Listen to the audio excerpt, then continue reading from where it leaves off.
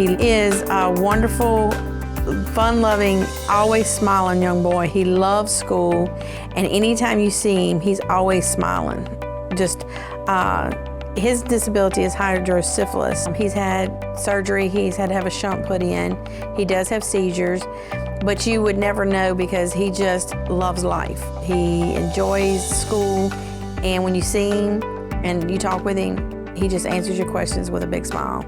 He ended up getting ready to go to school and ended up having his shunt went out on him while he was in a tub. And I ended up taking the Northos and they shipped him to Baton Rouge and they discovered that his shunt had went out. And during that time, he had to have an external shunt because his brain wasn't functioning at that time. And he ended up having a stroke and a seizure at the same time. Yeah, he used to get around so good. Now he's I used to run down the road and stuff. A lot of activities that he used to do, he can't much do anymore. Sit back with his walking, his academic. He sit back with mostly everything right now. Yeah, he's not retaining. He forgets a lot of stuff, then he'll come back. It's hard for him to retain right now. Jaheim started getting TARC services after May 2011, after he had his first brain surgery, which was May 6, 7, and 8. And after he was released from the hospital, I needed services for Jaheim, and I came in to TARC to get those services. He had stopped breathing at birth, and that my placenta had separated from him.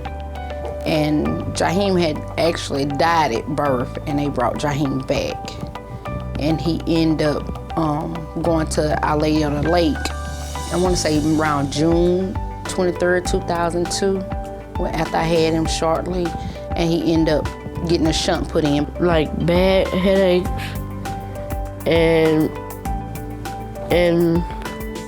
it hurt really bad, and maybe it'll come down somehow, and then it'll come down, and like it don't really be hurting, but it hurt in the inside, and then it'll come back hot, like on my face and stuff. It be hot. Then I just tell Mama, and she'll take me to the hospital, and they'll just change my tube around.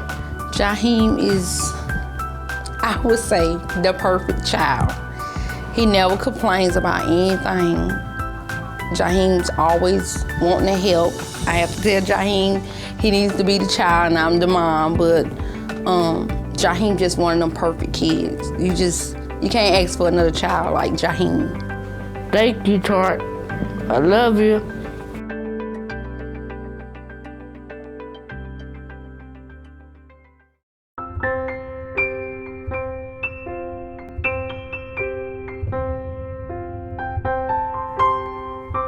I become to know Sasha when we became involved with Chance, when he became the ambassador of 2010.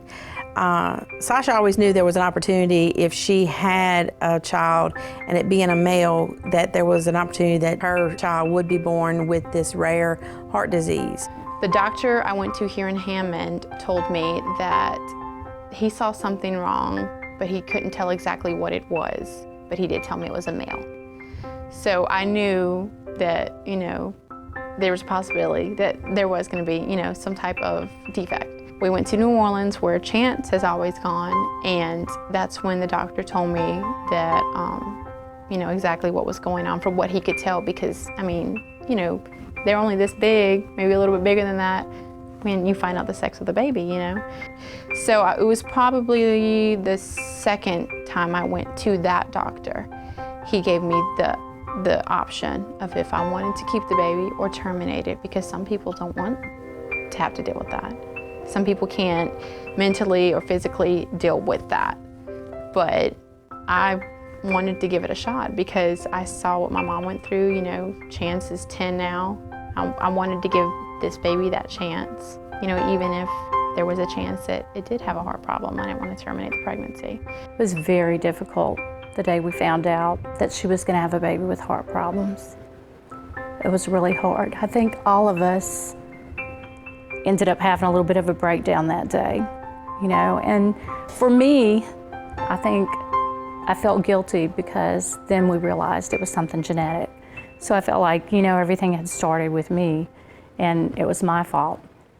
But I've since then realized that, you know, it is something genetic and it's not my fault. So my mom kind of sat down with me and pulled out what she had for Chance, explained to me what he had going on, to where I would understand a little bit of what Gabriel might have coming out.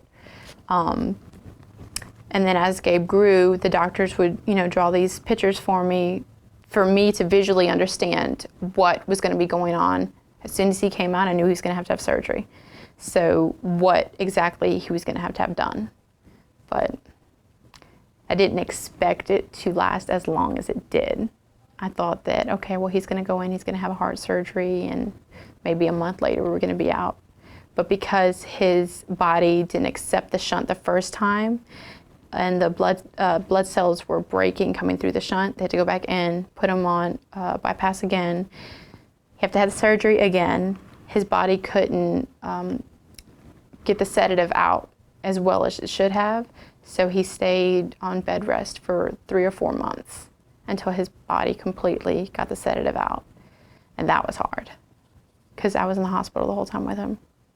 After giving birth, you know, coming out of 2 days, you should be going home and resting.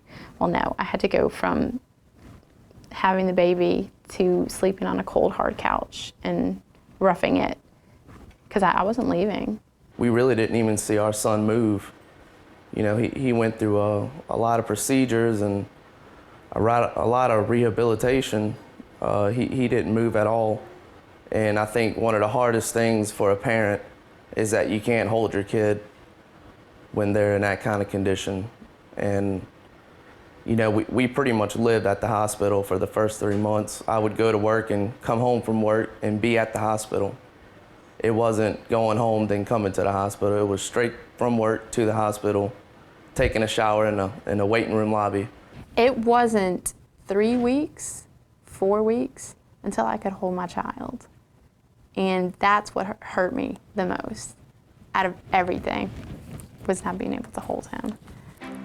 TARC's been amazing. We've had a lot of help from TARC, especially with all the things we needed. I remember one of the first days we got to bring Gabriel home. They had 2 people from TARC bring the milk pump and set up everything for us without us having to touch anything. You know, TARC sent people home with us to help us out and have us prepared for the first night with our child. I'm proud that he's an ambassador, because, you know, his face is on something that he is well known for.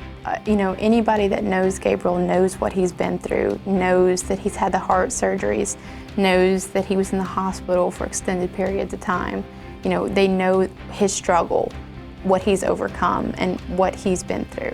So being able to have his face, you know, on the pictures, you know, the billboard and everything like that, it's a very proud moment for me, because, you know, it shows what he has come through, what he's been able to overcome.